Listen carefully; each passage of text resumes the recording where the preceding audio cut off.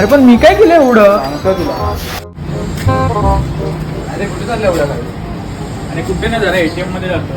Sir मी पण येतो. काय सर चल मग. तू जाऊ नये, मी बाहेरच थांबतो. हा ठीक आहे, थांब मी जाऊन येतो.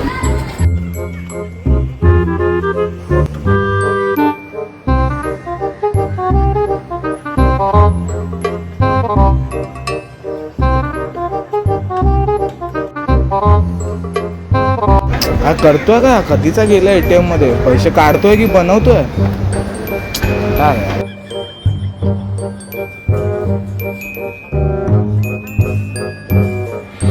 काय जाऊन बघायला पाहिजे. बाबा किती वेळ झाले? पैसे काढतोय की नाही?